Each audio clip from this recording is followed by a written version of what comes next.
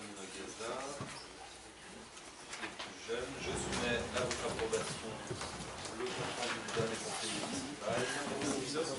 Qui est contre? Qui s'abstient? Je vous remercie. Nous commençons donc par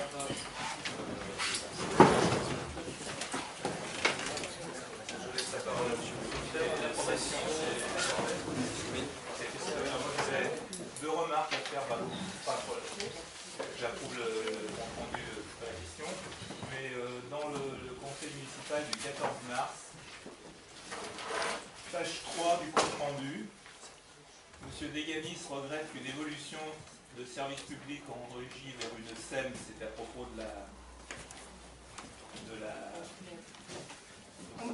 des pompes funèbres, voilà, soit faite sans précision sur les comptes prévisionnels. Il demande à annexer au compte rendu la référence législative imposant cette évolution. Vous avez répondu qu'il y avait une loi qui imposait à Chambéry de passer, de changer de structure. Donc il avait demandé à ce que ce compte rendu de la référence législative que vous n'aviez pas comprendre en séance soit joint au compte rendu. C'est page 3 du compte rendu du 14 mars. À ma connaissance, ça n'a pas été fourni. Page 11 du même compte rendu, suite à une remarque du maire sur le fait que le promoteur de l'opération Mont-Carmel n'a pas participé à la réalisation de la route de l'église, M. Deganis s'inscrit en faux et demande publiquement à ce que les éléments soient présentés en conseil municipal. Là non plus, pas de nouvelles.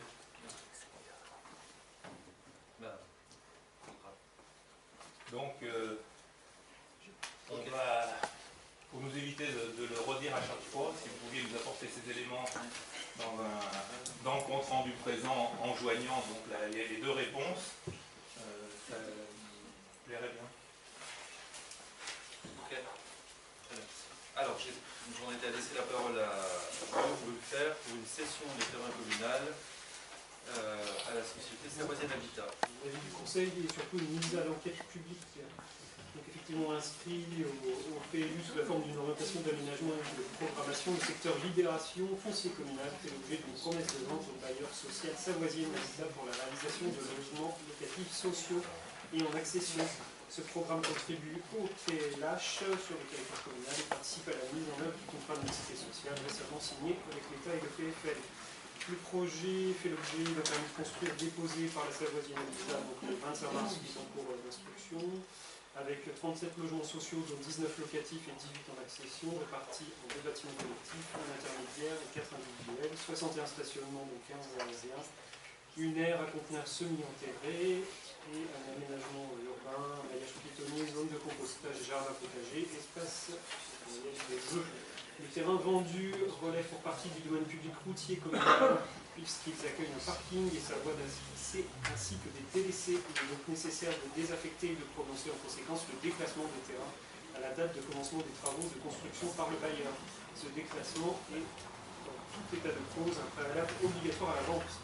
La nécessité de recourir à une enquête publique repose sur les deux critères de prescription. Si le déclassement, mais surtout les déclassements, ont pour conséquence la non-affectation partielle ou totale de la voie à la circulation générale et lorsque les droits d'accès des riverains sont mis en cause, suspension, restriction d'accès par exemple. Donc le dossier d'enquête publique comprendra la délibération de mise en enquête, une notice explicative qui est en cours de finalisation, un plan de sécurisation et un plan des lieux.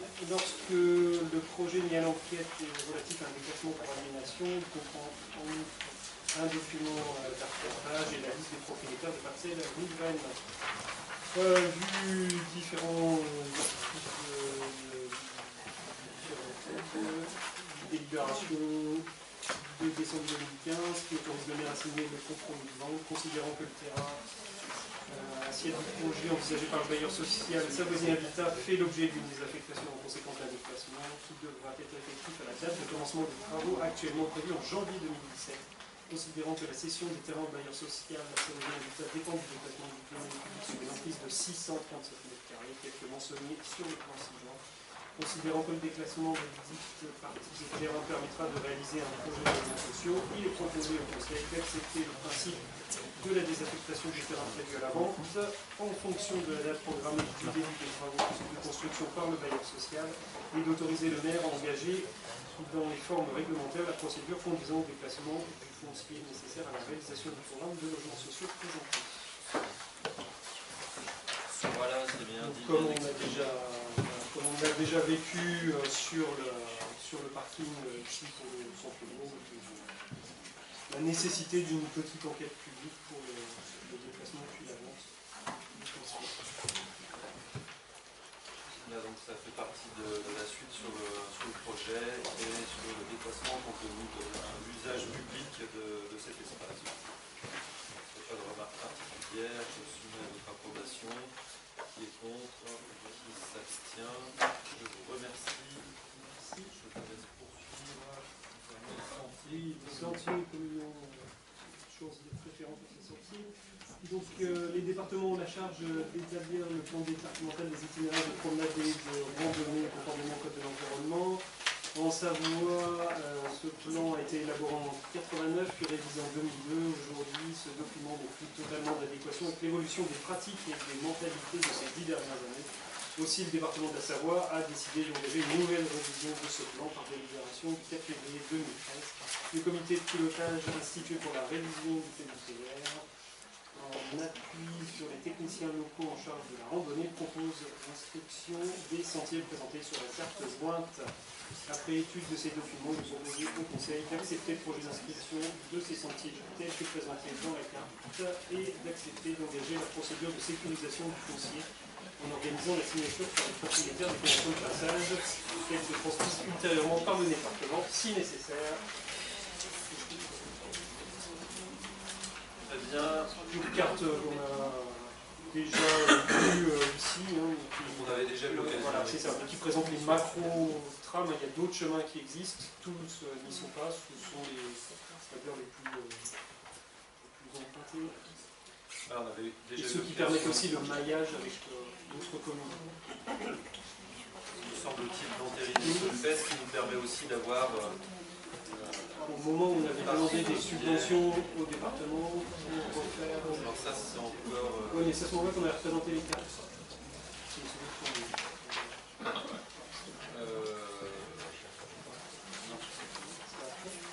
changement de chemin, c'est en 2012 et les financements pour le département pour la signalisation, c'est 2010. Mais donc cette inscription au PDIPR nous permet aussi d'émarger auprès de Chambéry Métropole pour l'entretien des chemins que nous assumions jusqu'alors totalement. Donc simplement poursuivre ce qui a déjà été entériné dans une précédente convention signée aussi avec l'agglomération à ce sujet. Qui est contre, qui s'abstient, je vous remercie. Je laisse maintenant la parole à José Garcia concernant le renouvellement du contrat en énergie partagée avec l'ASDER, dont on se souvient que nous avons invité encore récemment par rapport à l'apport qu'ils fournissent aux communes et à la nôtre, plus particulièrement en matière de recherche d'économie d'énergie. Monsieur, nous avons misé aussi cette année, encore une fois, dans le cadre du budget. Monsieur le maire, merci. Chers collègues, bonsoir. Mesdames et messieurs.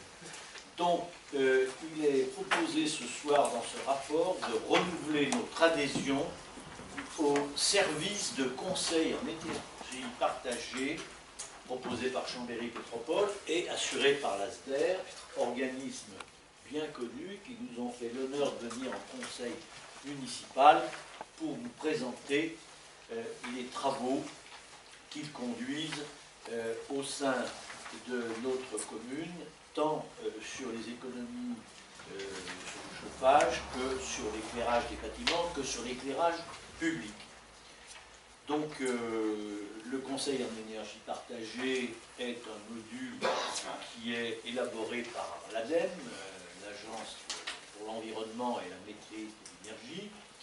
Il se trouve que le territoire de Chambéry Métropole est un territoire TEPOS, qui est une caractéristique spécifique sur les économies énergie positive.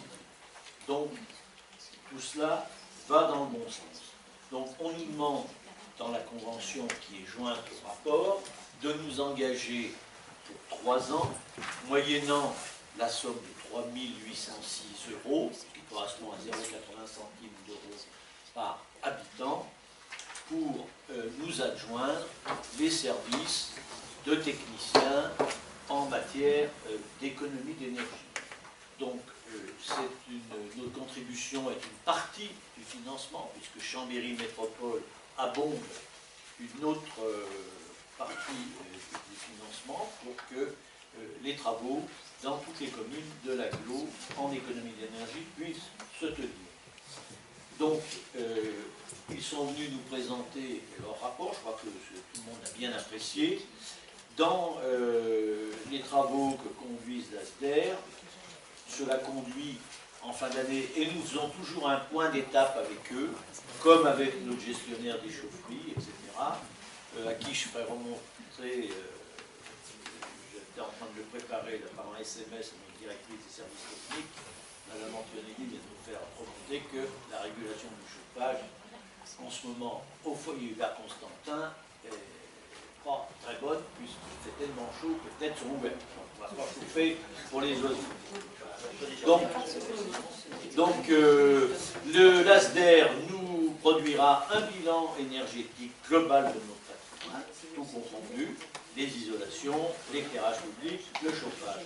Un tableau de bord annuel, comme vous pouvez le constater dans le rapport, une analyse des contrats de fourniture d'énergie, et d'ailleurs ils l'ont fait quand nous avons changé de producteur d'énergie. Ça n'a pas été simple de remettre tout ça en perspective. Il nous propose un programme d'action suite à la visite de notre patrimoine. Il nous conseille sur ce que nous devons faire. Bon, quelquefois, on n'a pas besoin forcément de leurs conseils, mais quand même, hein, ils sont là, ils sont plus techniciens que vous dans un certain nombre de domaines. Donc, sur les territoires TEPOS, on peut bénéficier de prêts bonifiés pour faire des travaux, ce qui est important. Donc, pour signer ce contrat, il va falloir que nous nommions ce soir un référent élu au Conseil d'énergie partagée, un référent technique et un référent administratif, et autoriser le maire à signer cette convention. Voilà, mesdames et messieurs, ce dont il reçoit.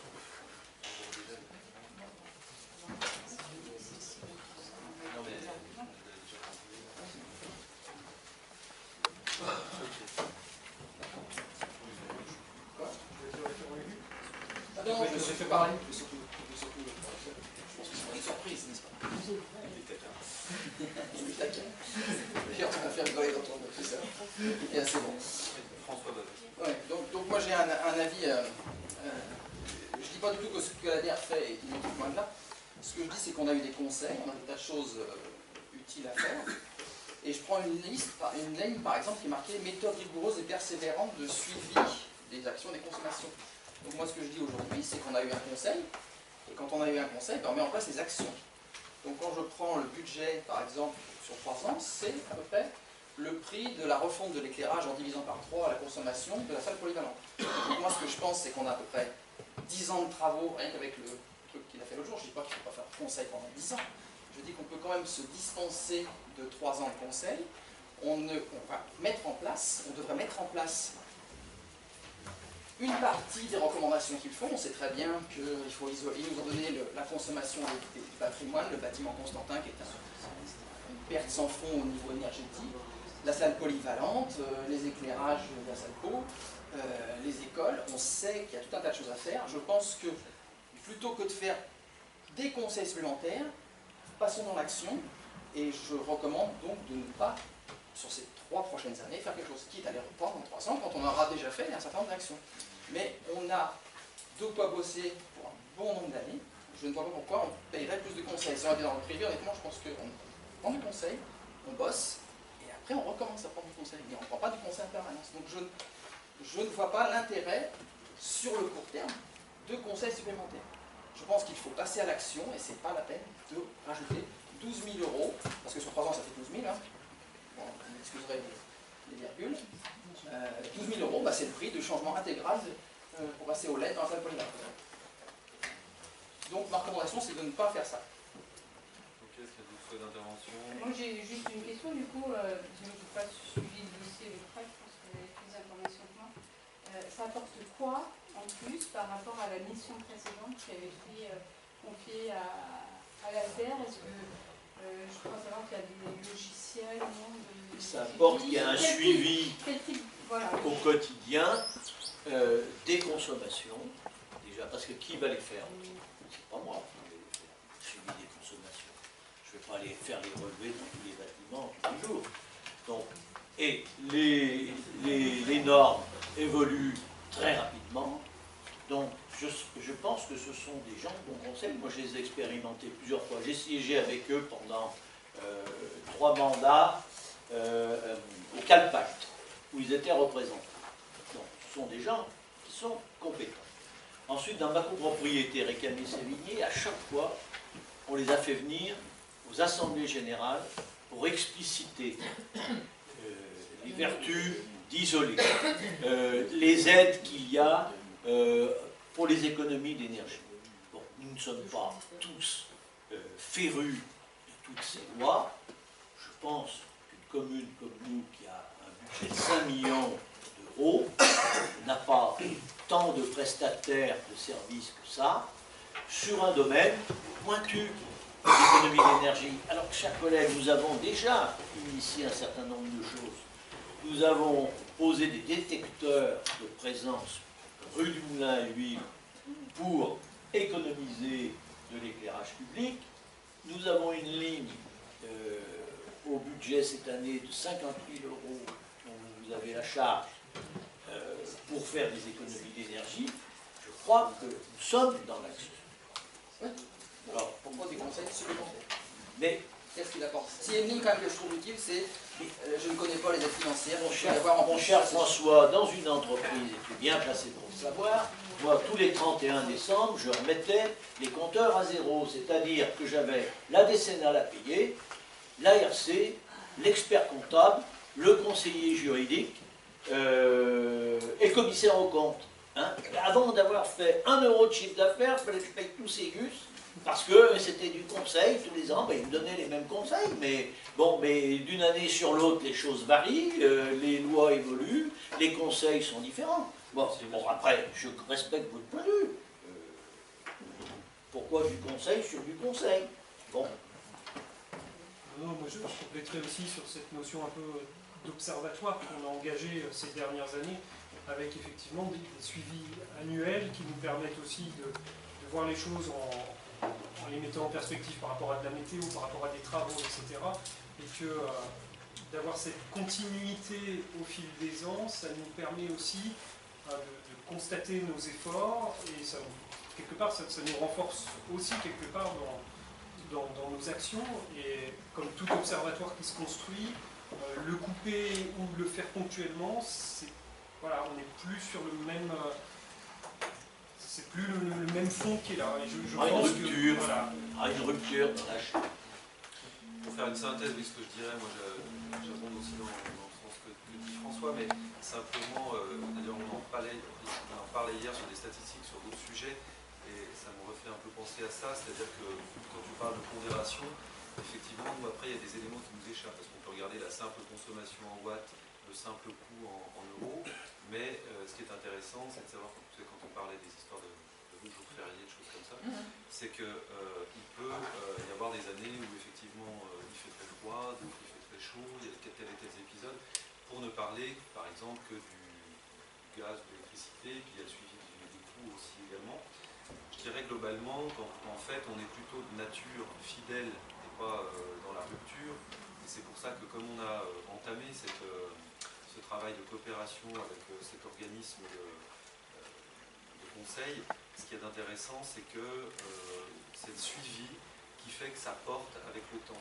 Et à la limite, s'il y a un moment où on devrait arrêter, ce serait plutôt, mais il reste encore du chemin à parcourir, quand on sera totalement exemplaire et qu'on aura un peu bouclé tout ce qu'on a à boucler sur le sujet, parce qu'il n'y a pas que l'électricité, il n'y a pas que les LED et que les ampoules. on a plein d'autres choses. Et ce suivi reste un aiguillon pour nous et des pistes, et puis de dire, bah, tiens, on s'est attaqué à tel sujet, après on s'attaquera à tel autre. Alors, il y a après des analyses qu'on peut faire en interne, mais aussi grâce à ce suivi-là. Et puis, d'ores et déjà, quelques petits points en mémoire, qui ne sont peut-être pas exhaustifs, mais par exemple, dernièrement, ils nous ont apporté un conseil qui a été très pratique dans le cadre d'une opportunité suite à un claquage de réseau, et finalement ils nous ont fait économiser 17 000 euros. On est aussi en suivi régulier avec eux sur un système particulier qui s'appelle le C2E, qui est que toute l'économie d'énergie comptabilisée dans le cadre des opérations avec le suivi de l'ASDER est mise de côté sur un compte, et donc ils ont un suivi, je ne sais pas si c'est pas, je vais peut-être dire une bêtise, mondial, non, c'est national, c'est un dispositif assez large, mais qui fait qu'à un moment donné, on va pouvoir vendre nos économies d'énergie, et là, ça va nous rapporter aussi une certaine somme d'argent, certainement plus de 10 ou 15 000. En tout cas, ils regardent pour trouver le bon moment, un peu comme dans l'actionnariat, quand est-ce qu'il sera opportun pour la commune de vendre pour en avoir un vrai bénéfice. Donc il y a des choses des fois un peu pointues comme ça, il y en aura certainement d'autres dans ce qu'on compte engager, y compris à partir de cette année, et je pense que ça peut être un bon partenaire, quoi, aussi pour leur poser des questions.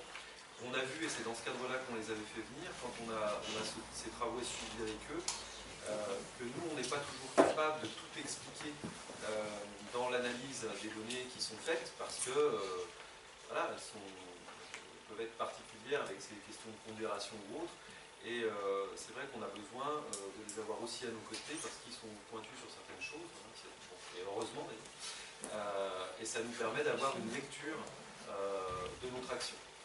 Donc voilà, c'est simplement ne pas être dans cette rupture, mais plutôt avoir ce travail de continuité qui fait qu'effectivement ce conseil permanent, au bout d'un moment, certainement parce que justement grâce à ce conseil, on a aussi appris des choses.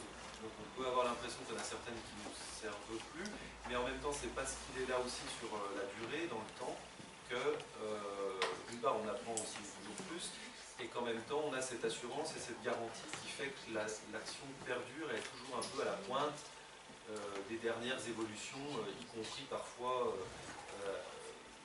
législatives ou réglementaires. Oui. La remarque de François Maudu me paraît pas totalement dénuée de fondement. C'est vrai que ça peut choquer d'avoir une mission de conseil quand on ne fait pas les travaux à hauteur de ce que l'on pourrait, de ce que l'on devrait faire.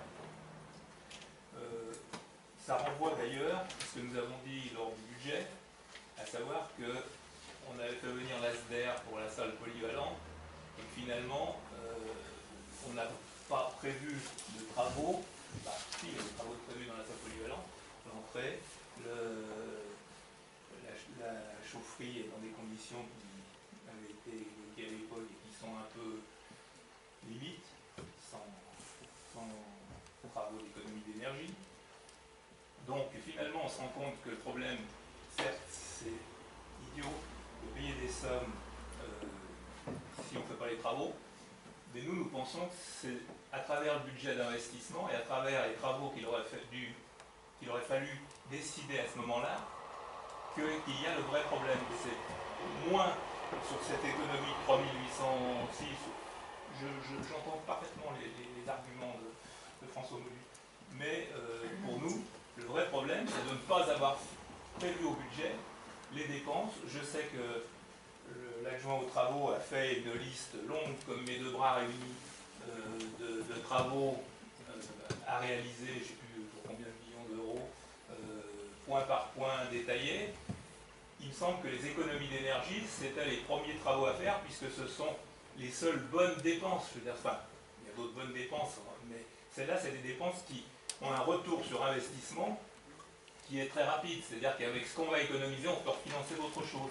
Or, au moment du budget, nous l'avons dit, c'est d'ailleurs la raison pour laquelle nous avons voté contre ce budget malgré les avancées qu'il y avait dans d'autres domaines, comme sur les impôts, comme sur la diminution des dépenses de personnel, il n'y a pas eu une volonté importante d'investir là-dessus. Donc aujourd'hui, effectivement, on se retrouve devant un hiatus. D'un côté, on n'a pas fait les travaux et on ne sait pas quand ils seront programmés. Et d'autre part, on continue à avoir des conseils pour faire des économies d'énergie. Voilà pourquoi, moi, personnellement, je m'abstiendrai. Je ne voterai pas contre ce rapport, parce que, bon, on connaît l'ASDER, je pense qu'on y est pratiquement tous attachés autour de la table, on connaît la qualité de leurs travaux, on sait ce qu'ils peuvent nous apporter. Mais le vrai problème, il est voilà, il est dans ce qu'on n'a pas fait il y a quelque temps lors du budget. Après, les problèmes, ils sont là où on se pose, où on veut se les poser aussi. C'est toujours celui qui regarde le verre à moitié vide ou à moitié plein, ou entre la CGT qui dit non à tout, ou la CFDT qui voit le pas en avant qui est fait. Donc je ne voudrais pas dériver sur d'autres problèmes qui ne sont pas ceux du cas de l'ASDER ce soir, c'est-à-dire que quand on va mettre en accessibilité et que par le projet du centre-bourg, nous avons la nécessité d'organiser une nouvelle entrée, c'est d'abord la première entrée qui s'est faite concernant le sujet que vous abordiez. La salle polyvalente, ça fait longtemps qu'on aurait pu se dire qu'il y a des travaux à faire, donc ça reste dans notre ligne de mire. Simplement, le travail reste à être conduit, ça n'empêche pas entre-temps de pouvoir réaliser des économies d'énergie, comme nous l'avons fait, et de rappeler que même si on veut s'amuser finalement à comparer quel va être le coût sur 3 années successives, donc sur 3 exercices, ça fait 4 000 € par an, effectivement, dans le budget, derrière on a un conseil, ça nous permet, on voit qu'on a déjà quelque part gagné ce coût à travers les économies qui ont été permises par l'ASDER. Donc sur cette réponse-là, si on veut voir les choses que comme ça, si tout devait s'autofinancer, on essaye au maximum de pouvoir aller dans ce sens, mais c'est loin d'être le cas sur beaucoup de choses. Donc on remettrait aussi beaucoup de choses en cause qui sont des investissements de services publics et qui permettent à court, moyen, long terme, suivant les cas, de pouvoir malgré tout avancer. Donc on est dans une avancée et on continuera à faire des avancées en la matière, et justement, si possible, avec leurs conseils, par exemple, sur la salle polyvalente, mais sur bien d'autres choses. Je rappelle que quand nous étions arrivés, nous avions trouvé un diagnostic environnement qui était très intéressant. Et pareil, il n'avait pas été appliqué, voilà, et puis finalement, nous, ça nous a servi de base pour continuer à travailler sur ces sujets et à pouvoir prioriser des choix, et puis on les fait effectivement dans le temps, les uns après les autres, en fonction des moyens, et puis parce qu'ils sont priorisés avec un ordre. Alors on peut toujours vouloir renverser la charrette et dire que c'est mieux si elle est dans l'autre sens. À la fin, elle sera bien entièrement, enfin les réalisations seront bien faites, et simplement c'est des questions de priorité qui ne sont peut-être pas les mêmes pour tout le monde, mais au bout du compte, on est bien dans les plus-values pour les bâtiments communaux. Et d'ailleurs, elle pourra d'autant plus être intéressante, enfin ce travail pourra d'autant plus être intéressant qu'à travers le premier investissement qu'on va faire, en l'occurrence par exemple sur la salle polyvalente, on confirme aussi à travers ce premier pas, nécessité par le calendrier, par la question pratique, que nous réinvestissons dans ce bâtiment dans lequel il n'y a pas eu d'investissement depuis longtemps, et donc on flèche pour les années qui viennent des investissements à venir là-dessus. Et puis quant à la chaudière, c'est pas parce qu'elle n'est pas économe en énergie qu'elle est remplacée, c'est simplement parce qu'elle arrive à bout de souffle, et que dans l'attente de la question qui était soulevée par rapport à l'éventuel projet de raccordement au réseau de chaleur, nous n'avions pas fait tout de suite. Donc là, ça concorde en plus avec les travaux maintenant qui vont se faire, mais on passe en général, on verra bien ce qui sera préconisé, mais sur des chaudières à basse condensation, des chaudières à condensation qui en général font déjà une bonne économie sur l'ensemble du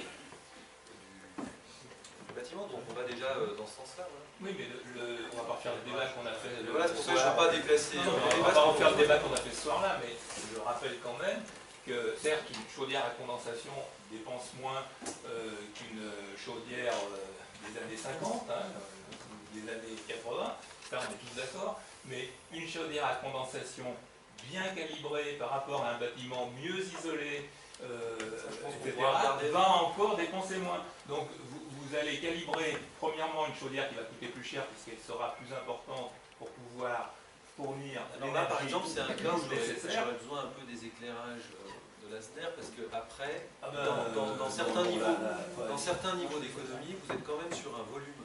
Donc je suis pas sûr, il y a un moment quand on est plus ou moins à l'os autour de l'os, c'est pas parce que vous allez gagner encore plus en performance que vous allez avoir un delta très fort. Le plus important, il est fait. La Salpo est à peu près plus du double d'une consommation normale si c'était isolé. Donc on devrait avoir une chaudière qui a une capacité moitié de ce qu'elle aura. Donc plus cher à l'achat puisque pas isolée, et plus cher à l'exploitation puisqu'elle va consommer davantage. Donc vous voyez, ça c'était quelque chose qui pouvait être inclus.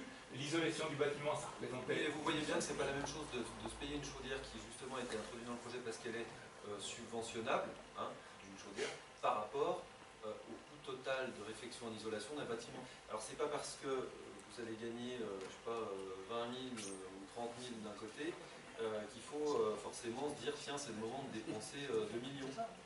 Mais ça, c'est le propre, c'est le propre des travaux d'économie d'énergie. Vous les faites d'une part parce que ça vous fait faire des économies, d'autre part parce que par respect pour la planète, vous essayez d'émettre un peu moins de CO2. Il y a aussi ça accessoirement. À l'échelle du temps où tant le bâtiment qu'une chaudière, par exemple, dure, pour rester encore une fois sur cet exemple, et je voudrais qu'on arrête un peu là parce qu'on va revenir sur notre sujet, mais vous pouvez très bien, dans ce cas, recalibrer votre travail d'ici 5 ans, et c'est pas pour autant que, au moins là ce sera, vous aurez peut-être perdu un petit peu, mais global, vu l'échelle d'un projet de ce genre, c'est pas comme si c'était juste une pièce, quoi, toute seule, à isoler, petite, vu l'ampleur du chantier, vous n'aurez pas, c'est pas ça qui fait que vous aurez perdu.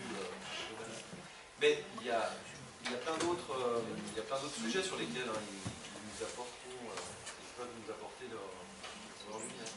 Et ça fera l'occasion sans doute aussi de débats intéressants et de choix préalables aussi et de questionnements qu'on pourra leur poser d'autant plus en amont, y compris sur le travail à faire sur ce bâtiment-là qui est dans nos, on va dire dans nos...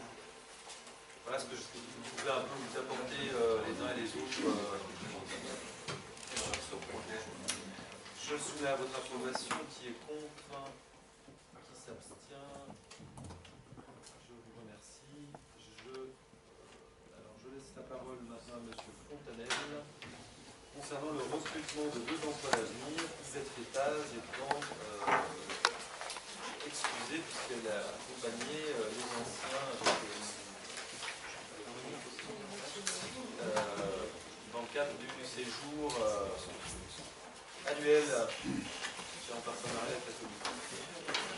Merci Monsieur le maire. Il s'agit donc de recrutement de 2 emplois d'avenir. Emploi d'avenir étant une technique bien connue pour faire baisser les statistiques du chômage des jeunes. Et nous allons en profiter. Ça représente certains intérêts pour nous.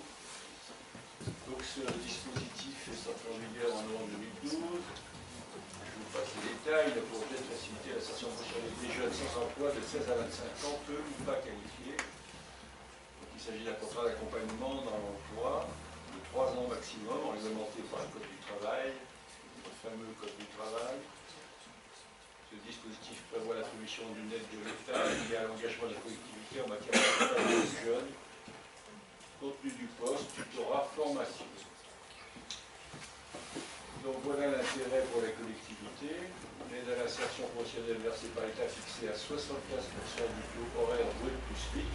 Enfin, quand on dit par l'État, c'est par l'ensemble des gens qui payent les impôts. Cette aide s'accompagne d'exonération de charges patronales et de sécurité sociale. La durée hebdomadaire afférente à l'emploi est autorisée à 35 heures par semaine et la rémunération au minimum égale au SMIC. Donc nous avons un engagement difficile comme une formation du jeune, ce qui paraît qualifié de professionnalisation du jeune, ce qui paraît effectivement là très important. En espérant que ça soit fait, je suis de façon intéressante et qualifiante. Un tuteur d'ailleurs désigné au sein du personnel pour accompagner ces jeunes au quotidien et lui inculquer son savoir, c'est-à-dire un transfert de compétences. Il se trouve que, s'agissant des services scolaires et périscolaires, nous avons un besoin.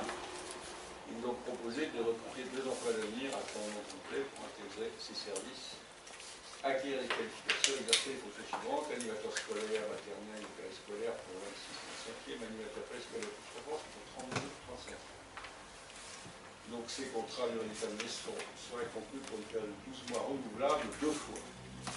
Donc une rémunération brute mensuelle inférente serait égale au SMIC, vu la loi, etc. Et donc, vu l'arrêté qui fixe le montant de l'aide financière de l'État, il est proposé au Conseil municipal de créer 2 emplois d'avenir à compter du 22 août 2016, d'autoriser M. le maire à mettre en œuvre l'ensemble des marches nécessaires pour le recrutement, de l'inscrire au budget et crédits correspondants. Donc ce que je voulais quand même vous préciser dans cette affaire, c'est que ces 2 contrats d'avenir ne se traduiront pas par un seul dette supplémentaire des 2 agents, puisqu'ils seront en remplacement de, ou peut-être ce seront d'ailleurs les mêmes, de contractuels qui sont actuellement affectés à ces fonctions. C'est ce qui nous préoccupait, c'était de savoir de ne pas, même si les conditions étaient favorables, de ne pas encore alourdir le nombre de nos agents. Voilà, ça fait partie d'une... Cette dernière information est intéressante. C'est la plus importante, mais oui, parce que honnêtement, même si la demande n'est pas très... Enfin, si le coût pour la commune n'est pas important par rapport à ce qu'on peut connaître avec l'embauche d'un fonctionnaire, et puis surtout que c'est limité dans le temps, donc le risque n'est pas du tout le même, mais il n'empêche qu'on n'avait pas cette information-là. Moi, ce qui me surprend un petit peu dans ce rapport, il y a 2 choses qui me surprennent. La première, je vais m'en excuser auprès de Philippe Fontanel, mais je ne comprends pas pourquoi c'est pas l'adjointe aux affaires scolaires qui présente le dossier. En l'absence, évidemment, de l'adjointe aux affaires générales, pour qui, tradition, qui gère le personnel, enfin qui a le personnel dans sa compétence, paraît logique. Je sais bien qu'il y a peu de finances qui vont être déboursées, donc ça peut justifier que ce soit notre ami Fontanel, mais puisqu'ils vont atterrir dans le secteur scolaire, ça ne m'aurait pas paru délirant que ce soit l'adjointe aux affaires scolaires qui présente ça. La deuxième remarque qui me vient, c'est qu'il y a une commission des affaires scolaires. Est-ce qu'elle a été consultée? Est-ce qu'elle a été informée? Est-ce qu'on a pris son avis? Je ne parle même pas de la commission RH. Ça me paraît un petit peu étonnant comme méthode. Alors, s'agissant, je répondrai pour la première remarque. Bon, là, il se trouve que c'est des contrats d'avenir pour les secteurs scolaires et périscolaires. Ça aurait pu être tout à fait autre chose. Qui peut expliquer qu'on n'est pas spécialisé l'intervention à notre adjointe aux affaires scolaires.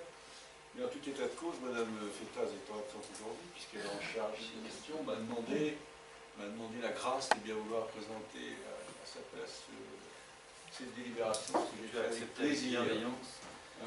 Vous marchez par action de grâce. Il fonctionne beaucoup à la flatterie. Quant à la deuxième remarque, alors ça je ne sais pas, peut-être Annick Gauthier-Beau, commission des affaires scolaires, je ne sais pas. Bon. Effectivement, il n'y a pas eu de consultation puisque c'était simplement un changement de statut en fait sur ces 2 personnes. Oui, c'est un élément voilà, qu'on n'avait pas. Qui sont déjà en place sur les services, tout simplement. Voilà. On peut appeler ça un recrutement, ça touche à tout. Voilà, c'est un transfert programme. Oui, voilà. En effet, de porte, ça peut être ça. Effectivement, ce sont des missions qui, dans le cadre du format qui correspond à celui de l'emploi d'avenir, hein, puisqu'il y a un format particulier en termes d'horaire, d'âge, etc., qui sont simplement rassemblés pour correspondre à un poste et 2 postes, là, d'emploi d'avenir.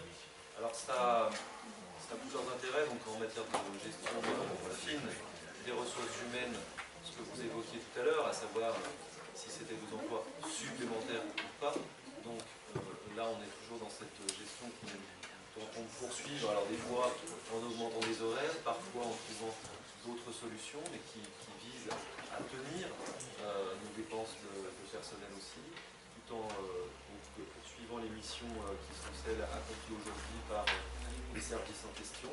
Et puis du côté du personnel, ça aussi pérennise un petit peu les situations, puisque là c'est des situations de vacataires qui passent en emploi d'avenir, donc ça leur fait une pérennité, une mensualisation des salaires et puis aussi un lissage des horaires qui est plus régulier, contrairement aux seuls vacataires.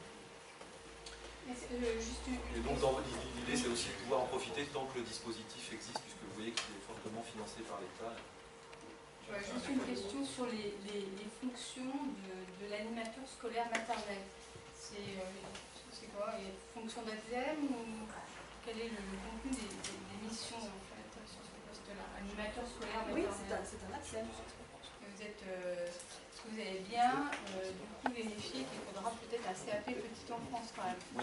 Que ça risque d'être compliqué avec des contrats entre l'avenir. Quand même, on a des agents qui sont très éloignés du milieu professionnel parfois, avec des problématiques de qualification importantes. On verra, mais on pense aussi qu'on peut avoir des personnes qui sont déjà en poste et qui ont ces compétences, qui peuvent rentrer dans les critères et dans l'âge, qui sans doute se candidatent. En poste? C'est a priori des gens qui sont inscrits à Pôle emploi et qui sont en recherche d'emploi, qui sont justement pas en poste. Depuis un certain temps. L'emploi d'avenir que nous avons aujourd'hui, c'était quelqu'un qui travaillait régulièrement pour la commune, par exemple. Donc, c'était pas, non mais c'est une vraie question, parce qu'à partir du moment où vous mettez des gens en contact des enfants et singulièrement dans les écoles maternelles, il faut vraiment s'assurer que du coup toutes les conditions sont requises concernant la personne que vous recrutez. Oui, c'est ce qui sera fait, on y sera vigilant, puisque c'est à la fois piloté aussi par la responsable des ressources humaines et puis en lien avec les services en question, justement, pour ces postes-là, bien entendu, que lorsqu'il y a une nécessité de CAP pour enfance, par exemple, ça fera partie de l'analyse du recrutement, bien entendu. Voilà, s'il n'y a pas de questions, je soumets à votre vote. Qui est contre, qui s'abstient, je vous remercie.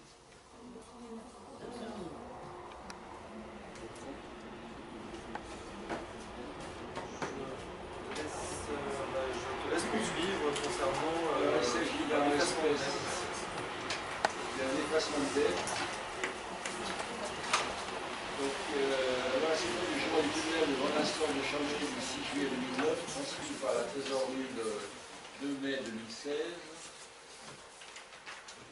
La commune acte la clôture de procédure de rétablissement personnel suite à un surendettement de Mme Marie Salvaggio au motif d'insuffisance d'actifs avec effacement de la dette. Le recouvrement potentiel des titres de restaurant scolaire intervenu entre 2010 et 2012 au bénéfice de la commune n'a été contesté par l'intéressé en 2016 au motif que les dettes de restauration scolaire ne constituent pas des dettes alimentaires. Tout le monde sait ce que c'est que les dettes alimentaires. Ces titres doivent donc être effacés, mais dont on ne peut pas poursuivre le recouvrement, et la somme de 271,51 € remboursée. Donc, tenu dans cette du dossier, la trésorerie sollicite une décision officielle de la commune justifiant la dépense sur l'exercice 2016 en application du jugement de 2009. Il est proposé au conseil municipal d'acter l'effacement de dette et le remboursement correspondant à 271,51 € sur l'exercice 2016, modifier les crédits inscrits au budget principal comme suit, chapitre 022 moins 263,51 pour 65 plus 271,51 €. Voyez, monsieur Coudurier, je m'occupe aussi, je présente une libération. Non mais là, ça me paraît naturel. Ça me paraît... Là, c'est logique. C'est social. 271,51 €. Non, c'est pas social. C'est une sorte d'admission en non-valeur. Donc, de tout le temps, c'est toujours été les adjoints en finance ou les vice-présidents en finance. C'est Yvette qui est de plus en plus. général, admission en valeur, en plus juridique. Juridiquement, monsieur le maire. Il faudrait peut-être que nous Est-ce que dans des conseils, François J'ai une question. Est-ce que dans le compte rendu qui sera affiché, le nom de la personne apparaît en entier ou pas? J'imagine que s'il est là, c'est que ça doit être comme ça.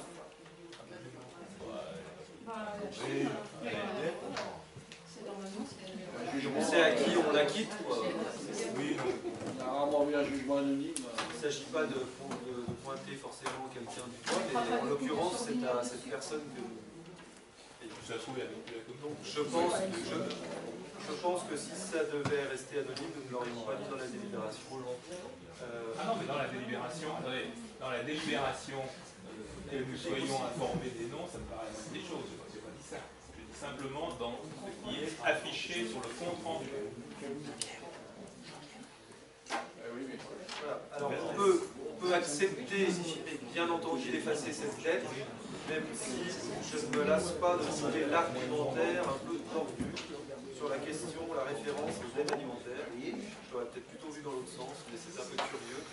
Mais bref. Donc, qui est contre? Tourner comme ça paraît comme un site généreux. Allez. Comment?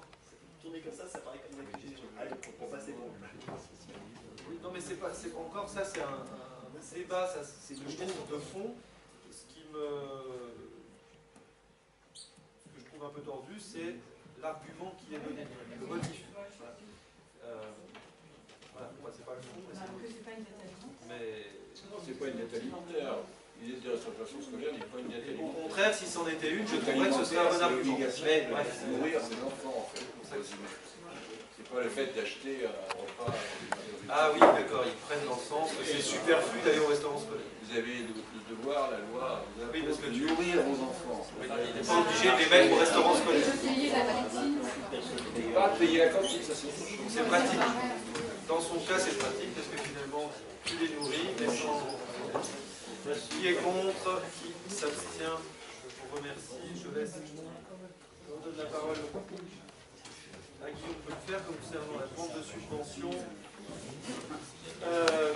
pour émarger au CTS dans le cadre du projet de requalification de la plaine sportive et l'ensemble de l'entrée sud de la commune.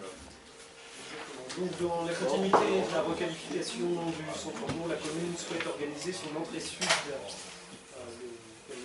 verso sur le thème des transports collectifs et des sports et loisirs. C'est l'attente de slots apporter aux habitants de la commune et de l'Agglo un véritable pôle de détente organisé dans le cadre d'un projet urbain global et faire de Barbera une porte d'entrée de l'Agglo avec une offre de transport alternatif, parking relais, bicyclable, halte ferroviaire à terme, en lien avec l'agglomération, les pôles d'habitat de la commune et la zone d'activité de pièces. À cet effet, une étude est programmée en 3 tranches, une tranche ferme, schéma de référence sélection programmatique, une tranche conditionnelle 1, assistance à la consultation au choix d'un maître d'œuvre, et une tranche conditionnelle 2, suivi et évaluation du projet. La commune souhaite ainsi établir une vision globale avec une mise en place d'un schéma de référence. Cette étude apportera également, par la réalisation d'un zoom programmatique, les éléments de programme, de montage financier et de décision pour requalifier et améliorer la plaine de l'Albanie. Les ambitions affichées au travers de cette étude sont les suivantes. Requalifier l'entrée de la commune depuis le sud de l'agglomération sur la base de ces principes, positionner la commune de Barbera comme un pôle de transport multimodal et intégrer la zone économique de la Pèse dans une réflexion de projet urbain mariant développement économique, habitat et loisirs de proximité. À cette occasion, il est rappelé l'engagement de la commune à réaliser 20% de logements économiques sociaux hors PLS et à prendre en compte une approche environnementale de l'urbanisme dans le cadre de cette étude. La consultation engagée dans ce sens conduit la commune à envisager le plan de financement ci-dessous, donc pour un total dépenses et recettes de 78 105 €. Donc il est proposé au Conseil de demander au département une subvention au titre de son action soutenir l'ingénierie liée à l'aménagement, à l'urbanisme et au logement du CTS à un taux de 15% et de s'engager à assumer la part de financement restante et d'autoriser le maire à signer toutes pièces ou conventions nécessaires à la mise en œuvre de cette demande de subvention. Voilà, donc il s'agit d'émarger à 10 000 € supplémentaires qui viennent abonder dans le cadre du financement de cette étude et qui ne peuvent que nous intéresser. Voilà. Qui est contre? Oui, qui voulait prendre la parole? Oui, moi je je commence à être un petit peu agacé par le fait qu'on débat en conseil municipal de choses très importantes, comme par exemple le défrichage de la bibliothèque pour savoir si on va mettre au rebut Martine fait du vélo ou Martine va au ski.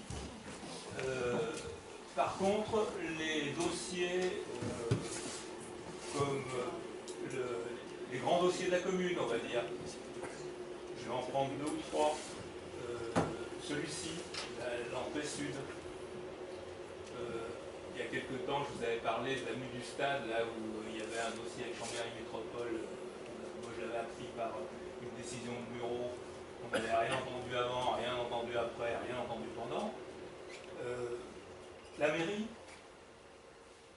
Alors la mairie, je ne sais pas s'il y a un comité de pilotage, un groupe de travail, un groupe de réflexion. En tout cas, ce que je sais, c'est que nous, on est complètement mis hors du coup. Une certaine habitude, on a déjà vécu ça avec le centre-bourg.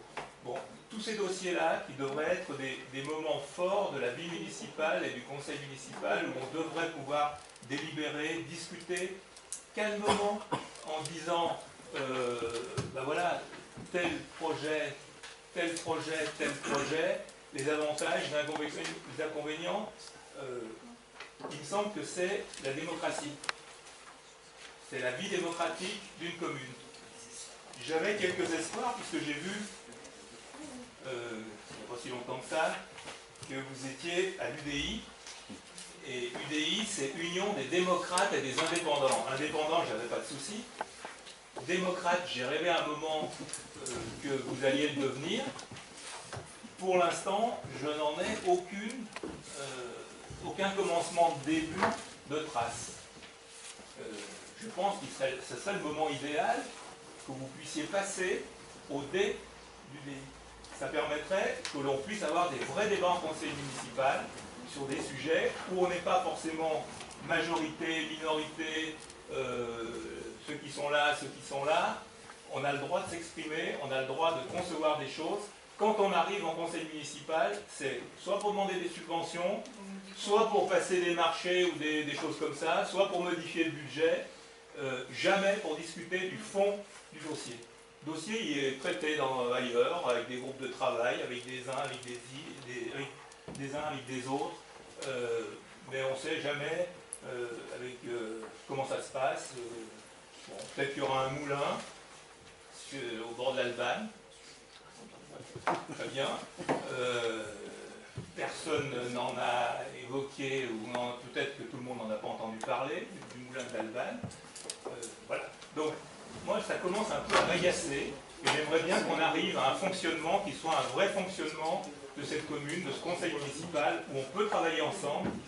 On vous a dit au départ de ce mandat que nous souhaitions travailler sur les dossiers avec le conseil municipal. Moi, je le ferai dans d'autres cas, avec le CMJ. J'ai d'excellents rapports de travail avec mes collègues qui sont là. On fait le maximum. Je travaille, enfin, j'espère que je travaille comme elle. Pas moins, pas plus. Mais on fait des choses. On n'est pas systématiquement dans l'opposition à tout. Simplement, il faudrait qu'on puisse avoir des informations et travailler.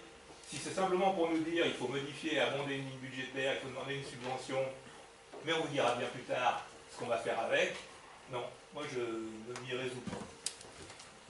Je vais abonder dans le sens de Jean-Pierre, je voulais m'exprimer également sur ce dossier. Vous avez parlé de charrette tout à l'heure, pour moi on met la charrette avant les bœufs sur ce dossier, on demande la subvention alors que dans le contenu, la subvention pour des études quand même pour pas loin de 80 000 €, alors que dans le contenu, effectivement, aujourd'hui, on n'a aucune information. Il y a peut-être un groupe de pilotage, je ne le connais pas. On n'a pas parlé de ce dossier dans aucune commission, en tout cas à ma connaissance communale. Je veux dire, il y a une commission d'urbanisme. S'il y a un dossier, or la mairie et le centre-bourg, qui peut être un dossier structurant en termes d'urbanisme, c'est aussi celui-là. Il y a eu des communes qui ont eu lieu sur ce dossier en particulier, en concertation avec les associations. Jusque-là... Est-ce qu'on a évoqué ce dossier en commission communale d'urbanisme? Est-ce que ce dossier est seulement un dossier d'urbanisme? Non, répondez à ma question. Non. Je ne réponds pas à la question. La question, et c'est un dossier moi, qui va chercher beaucoup plus largement que ça, et c'est justement à ce titre que nous avons invité le plus largement possible les gens à pouvoir s'exprimer dessus, y compris les associations qui sont partie prenante du projet. Donc je pense qu'au contraire, ce dossier est bien l'exemple du dossier partagé avec l'ensemble. J'ai compris. Il vous avait été invité aussi. J'ai compris donc que c'était un dossier une commission urbanisme. Ah oui, d'accord, mais urbanisme, travaux, etc.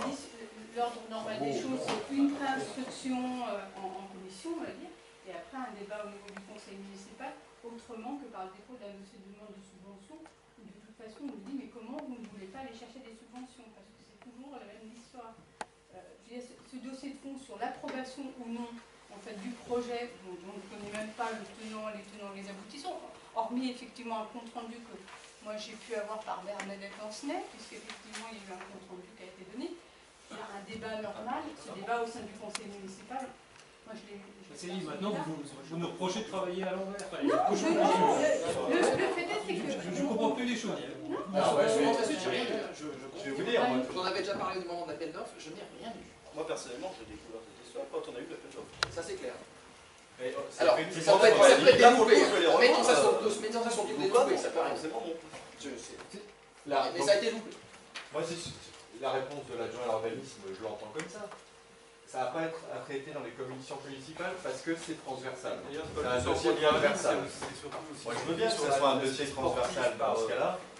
Qui travaille sur quoi et quel est le rendu de ce travail de réflexion. Aujourd'hui, effectivement, nous, à part Bernadette qui nous a donné des éléments parce qu'elle était allée à une réunion, on n'a rien, on n'a aucun compte-rendu officiel. Je rejoins tout à fait votre position, on n'a aucune information. Et donc, on est obligé de se prépositionner là en demandant une subvention sur 80 000 € d'études, alors qu'on n'a aucune idée de ce qui peut et doit, ce qui pourrait être fait. Donc, en termes de maturation mentale, je veux dire, du sujet, le conseil municipal, pour le coup, il est complètement à l'ouest, il est complètement squeezé. C'est ça qu'on vous dit. Si vous ne voulez pas l'entendre, vous ne l'entendez pas, mais nous on vous le dit. Voilà. Le résultat de l'étude. Non, on ne veut pas le résultat de l'étude, on veut quelles sont les premières réflexions, quelles sont les pistes, où est-ce qu'on va. Je veux dire, on ne va pas le faire demain, ça. Donc, mettre 80 000 € d'études, on peut attendre 1 an ou 2. C'est un projet structurant. Pourquoi est-ce qu'on travaille là-dessus et pas à l'entrée de ville côté Chambéry ou ailleurs? Voilà, c'est des questions qu'on peut se poser, sur lesquelles on peut travailler ensemble. Je rejoins ce qu'a dit Jean-Pierre, je rejoins ce qu'ont dit nos conseillers municipaux, François et Vincent. J'irai même plus loin, c'est qu'il y a 2-3 conseils municipaux de ça, on en a parlé. Des bruits d'ailleurs. Et je me suis dit, c'est bon, on a parlé, on a crevé l'abcès, derrière on va avoir quelque chose. Nous n'avons rien eu depuis. C'est opaque. Mais c'est pas la seule chose. Je découvre aujourd'hui que j'avais un courrier de l'ASDR qui m'était adressé que j'ai jamais eu. C'est plein de petites choses comme ça. Ça commence à devenir ça commence à devenir pesant. Le bilan d'étape, ça existe en conseil municipal. Même si vous avez des groupes de travail, moi je conçois tout à fait qu'il y ait des groupes de travail qui puissent réfléchir et qui puissent faire des propositions. Mais à un moment, c'est pas le groupe de travail qui doit arrêter. Et le groupe de travail, par exemple, il va dire, ben voilà, on prévoit plutôt tel type, et puis on fait valider par le conseil municipal.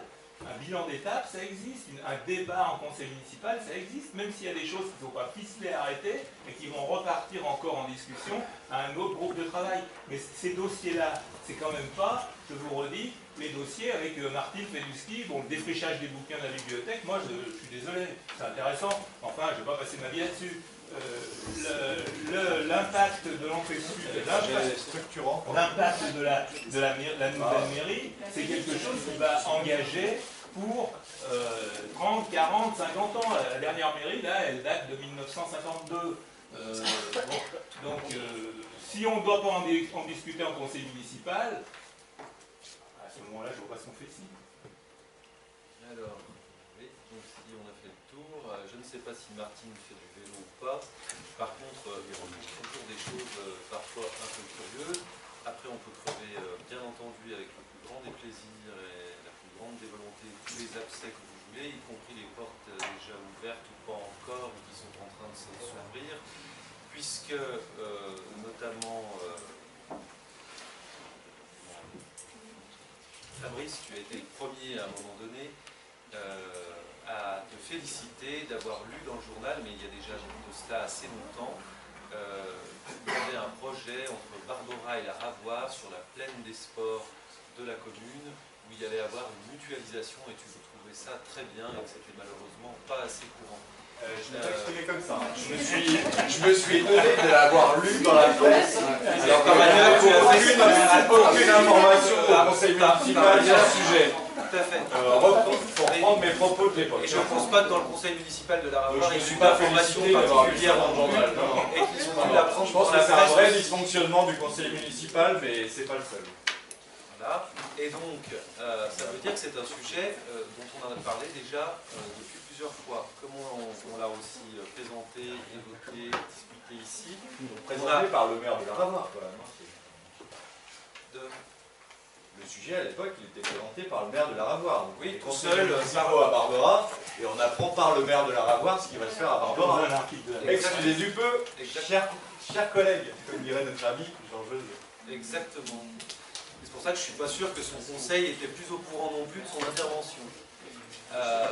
Donc bon, voilà, c'est une intervention qu'il a faite, donc qui lui appartient. Toujours est-il que ça nous a donné l'occasion à plusieurs reprises d'expliquer et de présenter l'enjeu qui était celui de la plaine des sports. Donc avec grand plaisir je peux en reparler ce soir. J'invite par ailleurs, par rapport au manque de commissions qu'il pourrait y avoir aux élus concernés, à réunir des commissions pour avoir l'occasion aussi d'en discuter plus précisément avec ceux qui en sont membres. Ça, je pense que ce n'est pas un souci. Donc, il faudrait bien que ce soit le cas, pas de problème. Nous avons donc là-bas cette optique qui a été présentée par la commune de la Ravoire, mais ça peut être d'autres communes comme Bernadette, le jour où elle était là, il y avait peut-être aussi des membres de Chambéry qui étaient éventuellement. Donc vous avez l'air quand même au courant. Éventuellement. Parce qu'on a des collègues qui nous font des comptes rendus. Oui, il y a des collègues qui sont invités. Voilà. Ils ne sont pas arrivés en fracturant la porte d'entrée. Et qui sont sur les terrains de grands jeux. Donc à la fois cette question de ces espaces-là, et puis on a eu à plusieurs reprises aussi à le dire. On l'a aussi présenté en réunion publique. On en a parlé en réunion publique. Donc là, c'est toujours bien représenté de façon très diverse. Le fait de devoir relocaliser la question des tirs à l'arc, vous nous en avez même des fois parlé, je crois vous-même. On a des gens qui font partie de ces associations aussi, qui sont de nature aussi diverse, etc. Pareil pour la question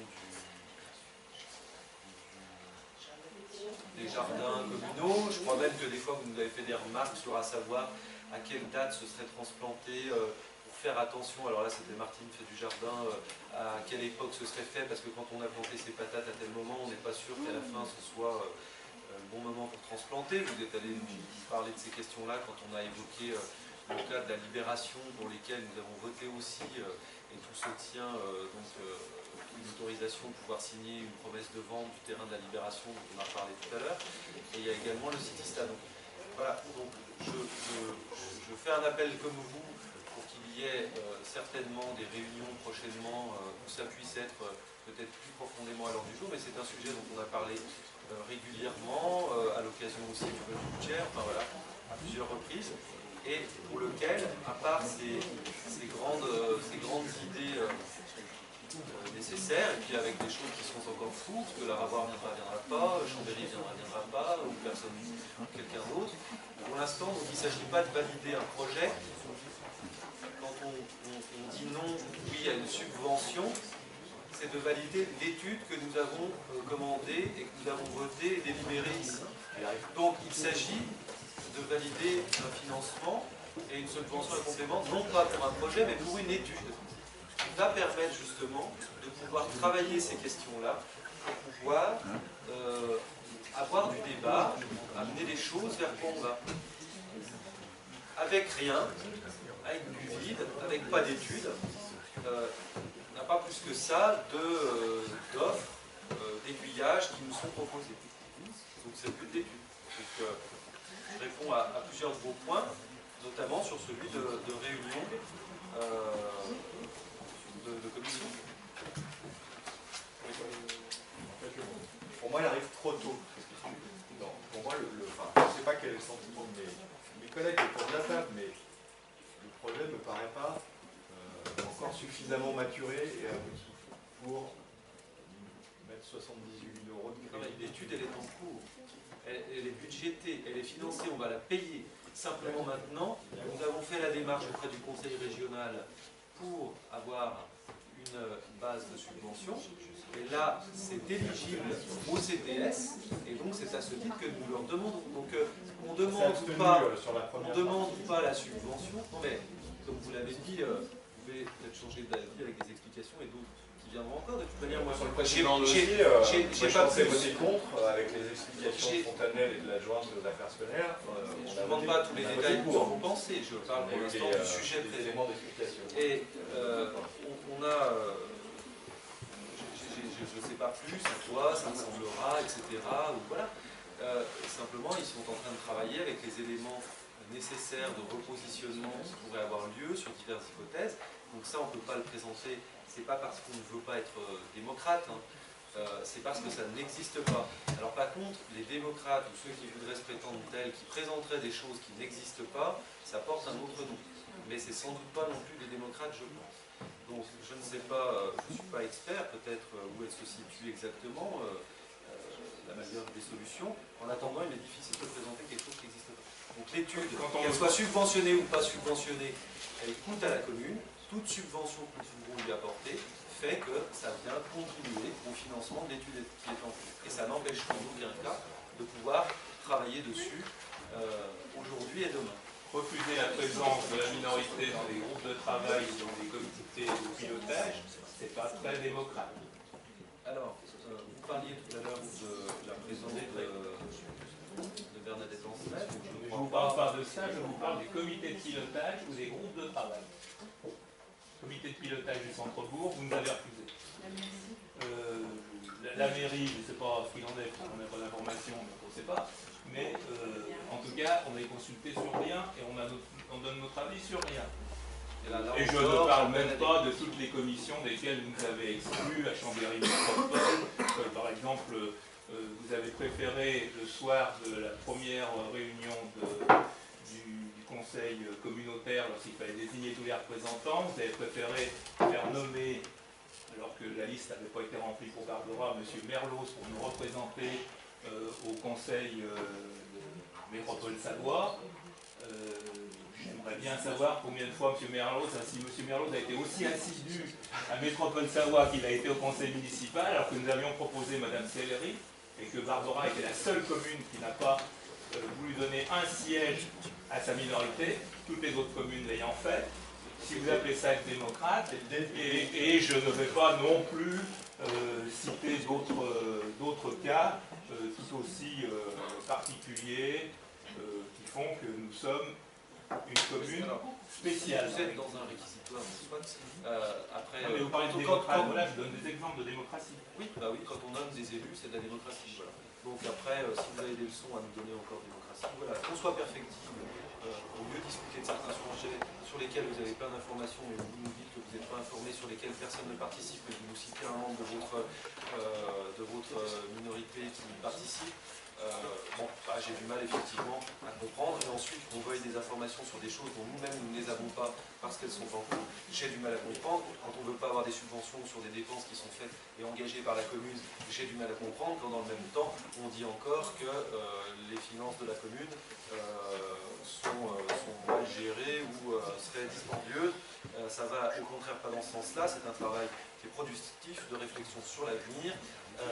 Et qui correspond à des dépenses pour lesquelles nous allons chercher et nous trouvons des financements complémentaires qui sont les bienvenus pour les projets de la commune et qui servent ces projets. Voilà. Donc après, je me permets maintenant de le soumettre à votre approbation en me répétant encore une fois sur le souhait entièrement partagé ma part de vous inviter, lorsque nous aurons une matière sur laquelle pouvoir discuter, voire même, pourquoi pas en amont, mais à part vous dire que ce que je vous ai dit en gros tout à l'heure sur à la fois l'enjeu des terrains de grand jeu et de ce que nous avons à relocaliser, et ce dont nous avons déjà parlé plusieurs fois, quand on n'a pas également déjà maintes fois évoqué le fait d'avoir du stationnement sur la route d'Artremont, enfin toutes les choses que j'ai déjà dites, redites et que je peux encore dire, redire et répéter, mais qui aujourd'hui ne sont pas formalisées, ne sont pas étudiées, qui nécessitent cette étude, et c'est dans ce cadre-là que cette étude est bien. Donc je le redirai autant de fois que de besoin, et puis quand il y aura des nouveaux éléments, eh bien vous-même, tous ceux qui sont autour de la table, y compris moi-même, j'en prendrai connaissance quand ils adviendront, mais je ne peux malheureusement, même moi, pas les connaître à l'avance. Et j'appelle pas ça d'ailleurs du tout mettre la charrue avant les bœufs, mais d'abord commencer par des études, et ensuite voir les faisabilités, établir les calendriers, puis passer à l'action pour des plans de financement. J'appelle ça mettre la charrue non pas avant les bœufs, mais dans l'ordre. Et donc, vous serez bien entendu invité à connaître la suite comme nous-mêmes dans des commissions, encore une fois, que je souhaite ardemment. Je le soumets à votre approbation. Qui est contre, qui s'abstient, je vous remercie. Je vous donnerai une petite information pour conclure, dont je viens de prendre connaissance. C'était de vous dire que à la date du 1er mai 2016, l'encours de la dette de la commune est cette fois en dessous des 800 000 € à 786 000 €.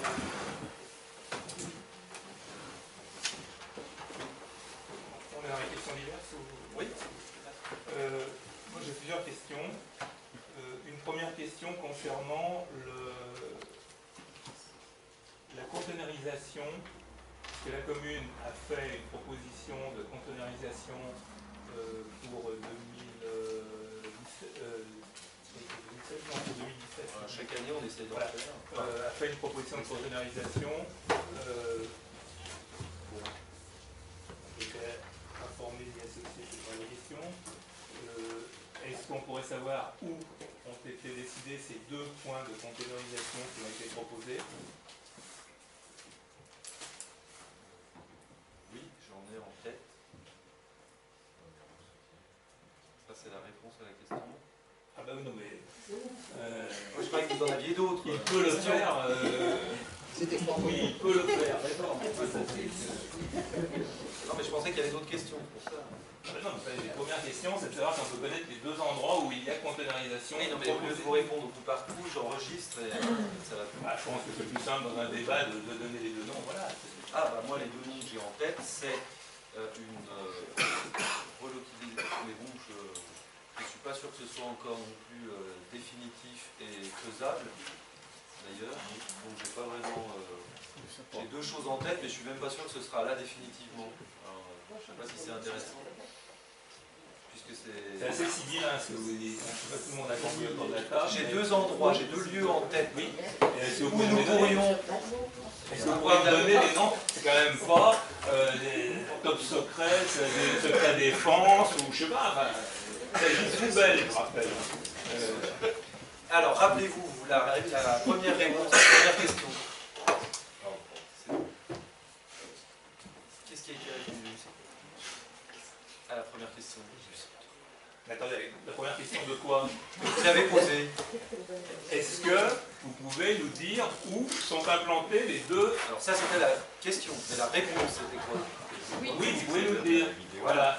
Bon, pourquoi vous la reposez après en me demandant si c'est secret parce que je vous ai répondu que c'était... Attendez, arrêtez de délirer, il faudrait quand même...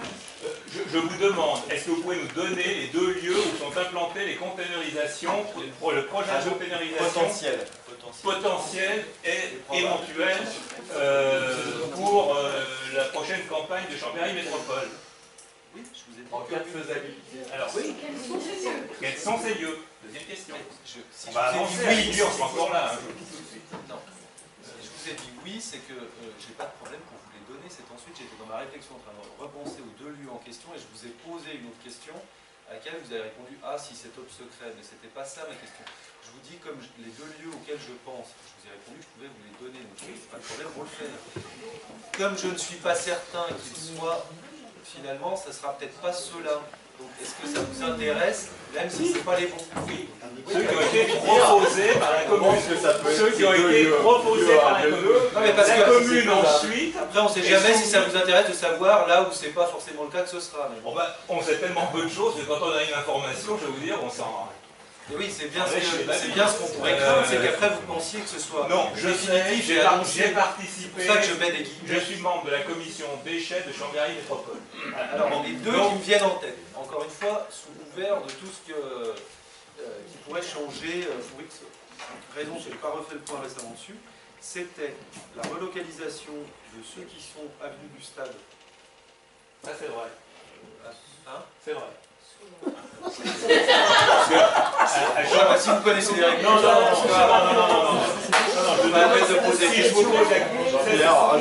je vous pose la question, c'est précisément parce que ces deux lieux font débat. Alors, le premier, moi, relocalisation avenue du Stade, effectivement, c'est quelque chose qui a été mentionné à la commission déchets de Chambéry Métropole. J'ai posé la question de savoir, parce que l'avenue du Stade, elle va de là jusqu'au stade, c'est au stade. Bon, voilà. Donc, c'est la précision que je souhaitais. L'avenue du Stade, c'est bien ce qui a été dit à Chambéry Métropole, mais pour moi, l'avenue du Stade, ça peut être l'avenue de la gare de la Chartreuse, ça peut être les nouveaux bâtiments du centre-bourg, qui sont peut-être pas avenue du Stade, mais pas bien loin. Ça peut être à l'autre bout. Bon, d'accord, j'ai mon information. Le deuxième, c'est quoi? Et le deuxième, c'était de mettre en conteneurisation les poubelles qui ont brûlé rue Lafayette. D'accord. Là, je ne l'avais pas. Et les deux que j'ai en tête. Mais je vous dis voilà. Et il y aura aussi, ce sera peut-être juste 2017, mais sur le secteur Libération aussi. Oui, alors dans le projet de la Libération, il y a aussi. Non. Mais ça a été présenté, je crois. Et donc, il n'a pas été proposé la partie vers la peste. Vous savez, les fameuses photos où on voyait les conteneurs déborder de tous les côtés. Là-bas, on va voir si on peut trouver d'autres solutions en attendant. De toute manière, il y a plusieurs endroits qui sont tous aussi bien ou intéressants à faire. C'est pour ça que déjà cette année, d'avoir fléché 2 lieux, bon, c'est bien. C'est déjà bien parce que c'est mieux que d'autres années où on n'a pas réussi toujours à les communes n'ont pas eu deux emplacements disposés. C'est pour revenir sur le cas du stade, sur des problèmes que ça pose avec le voisinage et qu'on comprend. Et dès l'origine, moi, je n'avais pas demandé à ce qu'elle soit là, mais on m'avait expliqué que ce n'était pas possible pour X raisons. Donc j'ai renfoncé le clou pour qu'on fasse des études. Donc j'ai pas encore la certitude qu'il y ait une faisabilité sur un endroit moins dérangeant tout en n'étant pas loin. Et donc en rendant le même service. Donc ça, bah voilà, on prépare le passé. Et l'autre, je ne suis pas certain non plus qu'on le fasse forcément tout de suite cette année, mais la question là-bas, c'était de dire que, en tout cas, après avoir pu obtenir une faisabilité sur ce quartier, puisqu'avant ça n'existait pas et que les poubelles se baladaient dans la route, et que ça a fait de longs débats, auxquels à un moment on a fini, pour lesquels on a fini par trancher, et puis ça s'est bien passé. On avait fait une jolie aire, cachée par des jolies petites palissades en bois, et si vous voulez, après que ça ait brûlé 2 fois, il est clair que conteneurisation cette année ou pas cette année, ici ou ailleurs, on ne réinvestira pas dans une barrière pour qu'elle soit brûlée une 3e fois. De ce côté-là, c'est terminé. Donc c'est pour ça que la solution qui viendra un jour, ce sera celle plutôt d'une conteneurisation, là ou ailleurs, dans le sens où cette fois c'est pas c'est mieux protégé contre l'incendie. C'est bien à l'intersection rue Marius Berthelier, rue Tunis, rue Victor Berthelier, rue Tunis et rue Lafayette, c'est ça, l'endroit à gauche de... Avant le pont. Oui. Voilà. Autre question concernant, on a reçu un courrier que vous nous avez transmis d'ailleurs du RAZED, du canton de l'Aravoir. Est-ce que vous pouvez nous dire si la commune envisage de, alors je appelle le RASED, hein, ce sont les enseignants spécialisés, c'est le réseau d'aide spécialisé pour les enfants en difficulté, qui a ses personnels payés par l'éducation nationale et ses frais de fonctionnement payés par, comme il n'y en a qu'un, c'est un réseau, il n'y a qu'une commune qui sert de support, c'est la Ravoir. Les membres du RASED ont écrit aux communes pour demander si elles pouvaient participer financièrement. Est-ce que vous pouvez nous dire si vous envisagez de donner un avis favorable, ou si vous allez consulter le conseil municipal, ou si vous allez consulter une commission, ou ce qui va être fait? Déjà, a priori, on ne sait pas trop d'où ça sort. C'est un peu tourné d'une façon où on a l'impression qu'on a 30 gamins sur la commune dont ils s'occupent tous les jours et dont on ne serait pas au courant. Alors ça nous surprend un petit peu. En fait, ils n'interviennent plus sur la commune, sous couvert d'un diplôme. Il n'y a pas de poste sur la commune de Il n'y a pas un lieu à priori. Ah mais non, il ne peut pas y avoir, parce que le RASED, comme ça, par définition, c'est un réseau, c'est-à-dire que vous allez en avoir une pour le canton, alors il est positionné, il se trouve que c'est à la Ravar, il pourrait être positionné à Barbera, le problème c'est exactement le même, il interviendrait dans les autres communes du canton. Je pense qu'il y a sans doute, alors si vous nous dites ça, des choses à éclaircir, parce que c'est pas très clair, ça sort de ces personnes. C'est tombé un peu du ciel, quoi. Voilà. On ne sait pas d'où vient ce tableau en fait, et si le chiffre. Il vient du RASED, des statistiques qui sont. Jusqu'à maintenant, c'est effectivement l'État qui gère ces choses. Tu peux expliquer ce que c'est qu'un RASED? Tu as mis placé quelques mois pour expliquer ce que c'est qu'un RASED. La question aussi, c'est pourquoi est-ce que c'est pas une demande de la commune de la Ravoir de partager ses frais avec l'ensemble des communes? Je comprends pas le... Non, c'est parce que c'est pas le sens de la demande. La demande, c'est pas la Ravoir payera moins parce que les autres communes vont payer un petit peu. La demande du RASED, c'est la Ravoir continue à payer ce qu'elle paye, mais nous sommes très limites au niveau du fonctionnement. Ils ont des tests, notamment des tests psychologiques qui coûtent relativement cher et qu'il faut racheter un peu régulièrement. Donc, ce qu'ils voudraient, c'est pouvoir avoir un petit peu de matériel. Actuellement, ils vivotent. Et ils estiment, ils ont un peu de scrupule à demander à la commune de la Ravoir de payer plus, alors que quand ils font le tableau d'analyse, il y a d'autres communes qui sont concernées. Il y a une vraie efficacité quand même sur le réseau RASED pour les enfants en difficulté, c'est une réalité. Hein. Florence, tu es bien placée pour le savoir. Ils ont effectivement de moins en moins de moyens financiers, effectivement les personnels sont les personnels d'éducation nationale, mais tous les moyens matériels pour fonctionner relèvent des subventions des communes. Et ce que je comprends là du tableau, c'est qu'ils interviennent à la Ravoir, mais ils interviennent également dans d'autres communes.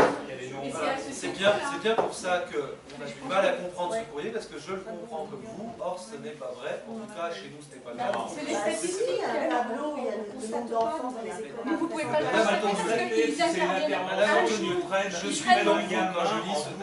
Ils prennent l'enfant, en fait, pour un temps de, je sais pas, Florence, une demi-journée, et puis voilà, parce qu'il a été identifié à un moment donné comme ayant un certain nombre de difficultés. Ces personnes-là interviennent sur les différentes écoles du canton. Alors, s'ils le font grand bien leur face, mais nous ne sommes pas au courant, c'est un peu embêtant et inquiétant. Si personne chez nous ne le sait. Ah non mais attendez. Non mais. Alors là, moi j'ai une fille qui avait des problèmes, qui en a toujours eu. Et c'est vrai que ce genre de truc, on est vachement content. Donc, et je ne sais pas comment, je pense qu'on. Alors les moyens humains, c'est l'éducation nationale, donc ça ne nous concerne pas. Mais par contre, les moyens matériels, ce serait bien, c'est une distribution. Il ne s'agit pas de dire non ou oui, pas non. Mais moi je peux vous dire qu'en tant que parent, quand on n'avait aucun support, de toute façon, heureusement que nous on avait assez d'argent et on a raqué pour pouvoir payer tout un tas de tests parce qu'on n'était pas. Parce qu'il n'y avait rien. Et donc ce type d'aide, il est vachement utile quand vous avez un enfant qui est incapable de suivre et vous ne comprenez pas pourquoi, et ben c'est vachement utile. Donc je ne dis pas qu'il faut faire, je dis ce qui serait intéressant c'est d'en discuter. Surtout avec la vie. Quand vous dites, il est embêtant qu'on ne soit pas au courant, mais je veux dire, ça relève de la pédagogie. C'est-à-dire que quelque part, c'est comme si vous demandiez à ce que le est-ce que le maître vous dise demain matin je vais faire cours de ça. Non, ça relève de la compétence de l'État. Sauf que l'État, dans les lois de décentralisation, a la compétence des personnels et les collectivités territoriales, les dépenses de fonctionnement. Voilà. Et pas plus que le maître d'école vous dit demain je vais faire un cours sur la morale, sur tel truc, pas plus, ils ont à vous dire qu'ils ont traité tel gamin.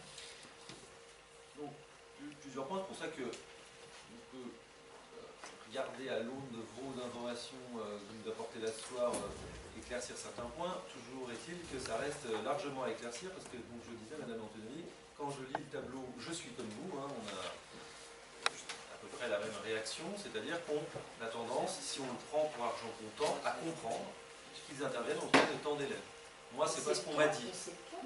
Mais moi, c'est pas ce qu'on m'a dit. Comme j'ai une information contradictoire, il y a un conseil d'école, qui a lieu chaque trimestre. Vous pouvez très bien convoquer justement la psychologue scolaire ou une autre personne du RASED, et là, elle vous expliquera justement. Et les RASED, je me souviens aussi qu'ils avaient été supprimés, il n'y a pas très longtemps, par l'État.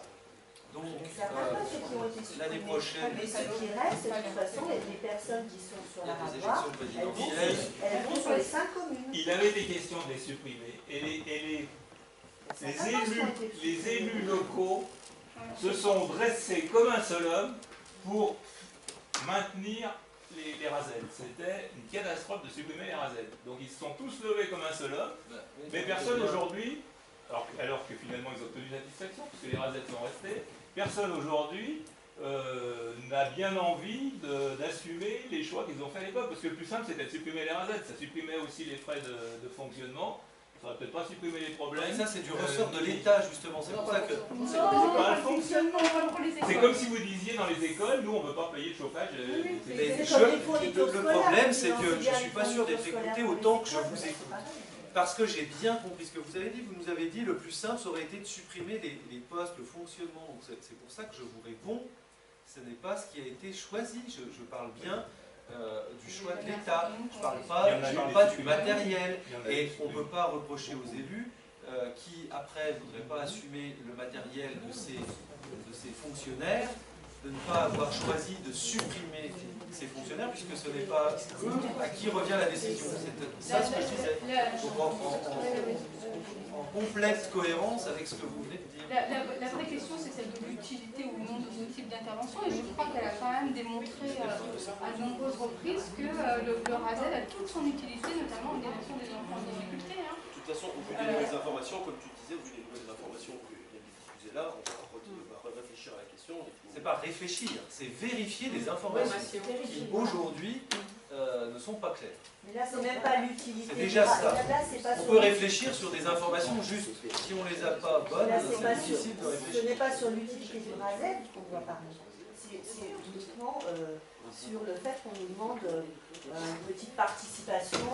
C'est l'inscription. Oui, c'est ça.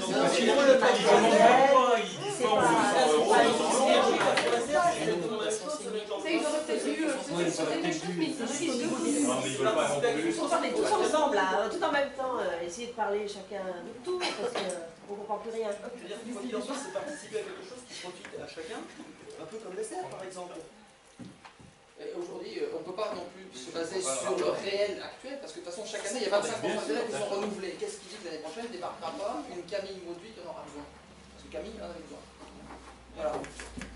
Bon, je crois que plus simple, moi j'ai mon périr auprès des directeurs d'école pour savoir s'ils peuvent avoir ce renseignement et du nombre d'enfants qui sont recevoir peut-être. Ça sort du chapeau. Dans leur tableau, ils ne disent pas il y a tant d'enfants qui aujourd'hui bénéficient. Ils font un bilan. Ils doivent très bien parler des enfants qui sont. 2014-2015. Voilà, Là, je me suis trompé comme Madame Antonelli, j'ai l'impression que c'était les enfants qui étaient aujourd'hui. Donc en tout cas, si on ne comprend pas tous pareil, c'est vrai que ça nécessite de toute manière. Quand ils viennent demander quelque chose, si on ne comprend pas ce qu'ils leur demandent, c'est embêtant. Non, c'est pas précis. Bon, troisième question, en lisant Le Bon Coin, nous avons découvert qu'on pouvait acheter un bus Iveco équipé transport scolaire vendu par la commune de Barbera à 42 000 € avec 41 712 km, modèle de 2009, Alors, quelque part, ça nous a presque ravis parce que nous disions depuis le début que ce bus ne roulait pas beaucoup. Effectivement, depuis 2009, 41 000 km, c'est pas énorme, d'autant plus que je pense que la plupart des kilomètres, enfin une bonne partie des kilomètres ont été réalisés pour le compte de la Mège. Donc que c'est une dépense qui aurait dû être mutualisée ou qui l'a peut-être été, mais qui ne nécessitait pas que le bus soit acheté. Donc j'ai une question, compte tenu qu'on aura en gros dans l'opération perdu 120 000 € moins 42 000, c'est à peu près 70 000 € au minimum. Est-ce qu'il est prévu de racheter un nouveau bus? La question, ça peut être oui, non. Est-ce qu'on a l'autorisation de transporter des gens? La réponse est non. La réponse est non. D'accord. Bien. Sinon, on le vendrait pas. Sinon, on le vendrait pas, oui. Voilà. Bon. Mais on le vend pas parce que ta question, Vincent, c'était de savoir si on avait l'autorisation de transporter des gens avec le bus. Non, non, il y a l'autre papier avec le bus. Est-ce qu'on a l'autorisation de faire du transport de personnes avec le bus? Et pour prendre oui, bah oui, bien sûr.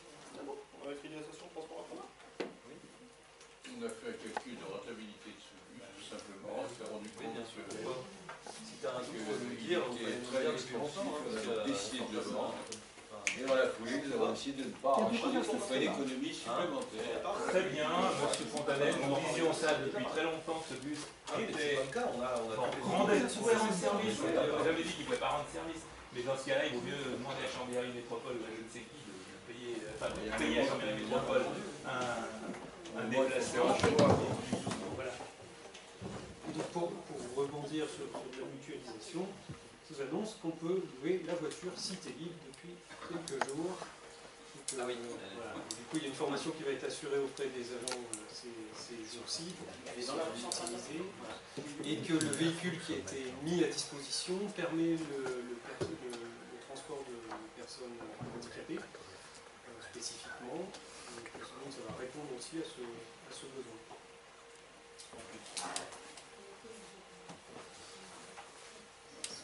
J'en ai fini avec mes questions diverses. D'accord, merci. J'en ai une, moi. Oui, ah, pardon. Mais elle va être courte. Courte et bonne. Je sais pas.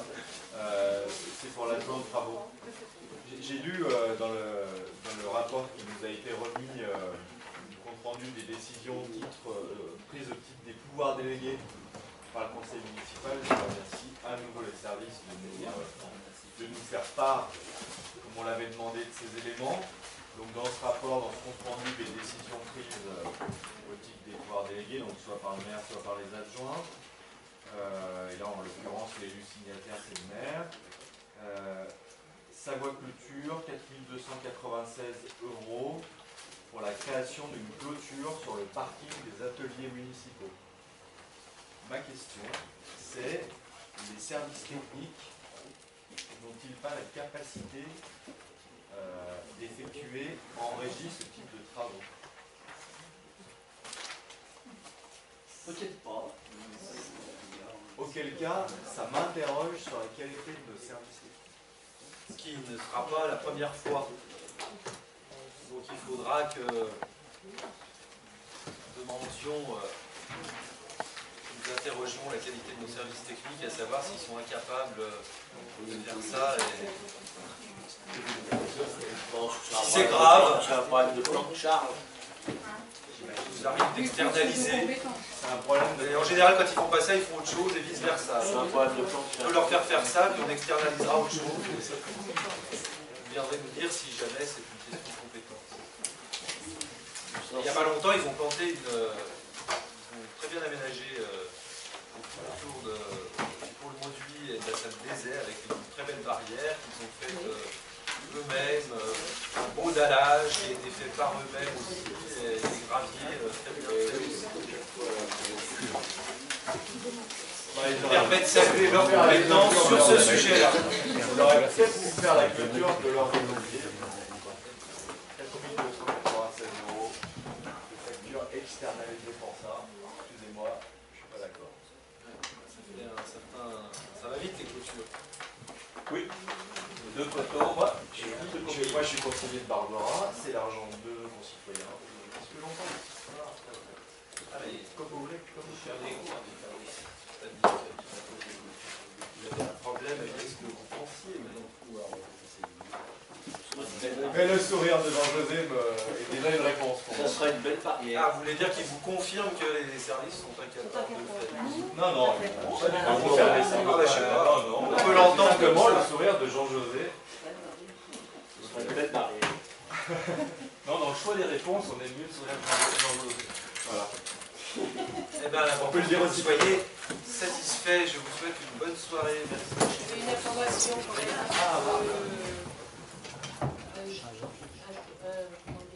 Intéresser tout le monde, c'est que lors des travaux de la salle polyvalente, celle-ci ne sera pas fermée aux activités. Ah oui. Donc c'est quand même une bonne nouvelle. Éventuellement, on sera peut-être fermé une quinzaine de jours. On va faire en sorte que ça se passe pendant les vacances, février, tout ça, mais elle ne sera pas fermée aux activités. Donc les activités auront bien lieu à la salle polyvalente toute l'année malgré les travaux. Alors, on rentrera par derrière. Voilà. Il faudra que ce soit bien indiqué chez les usagers.